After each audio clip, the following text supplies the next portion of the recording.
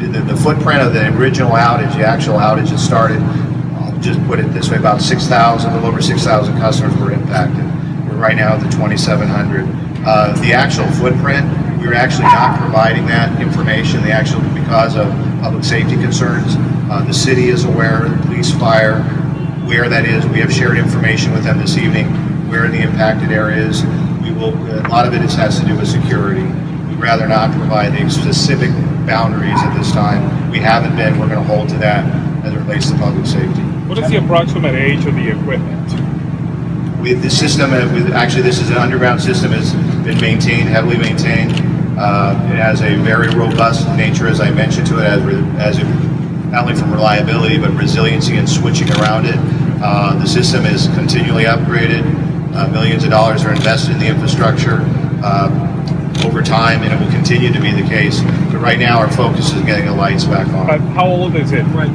The system has been in place, obviously, since the inception of the city, but those components that were here are not in the ground anymore. This is an upgraded, updated system with major advanced technology.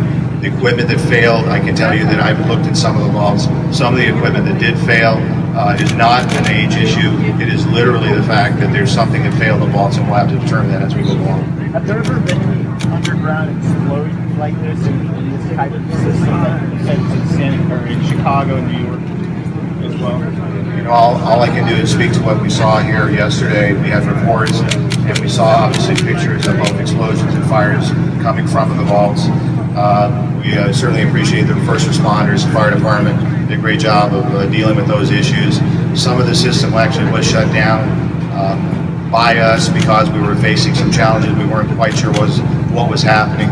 So some of the system did shut down, and it was shut down by the system protecting itself, as well as our operators were detecting the problem. So obviously we have reports of both obviously fire, but also there were reports of explosions that we heard about, and I think the law enforcement and fire were also responding to those. Anything you've ever heard of like this before, though? I mean, you said it's been around for a long time. We have not had, in the city of Long Beach, we've had a very reliable system. We've certainly had components fail throughout our service territory, but nothing to the degree that we've seen, obviously, happen yesterday. If this doesn't work, do you have a plan B? Our plan B right now will be that we have other additional personnel on standby right now. If what we're working on this evening doesn't stick, we're going to have upwards to 300 additional personnel roll into the area that are on standby that will be in the morning to start doing a larger inspection, so we can try to remedy getting the lights on and inspect the level we need to. But right now we have a game plan for this evening. The goal is to, as I said, is to get the lights on test and to get the lights on to our customers. So we'll do this in sections. If it works and holds, we'll do it piecemeal. If it works and holds, that's okay. You move on to the next one. That's correct. It'll be again, this will start around 10 o'clock and will run through the midnight hour.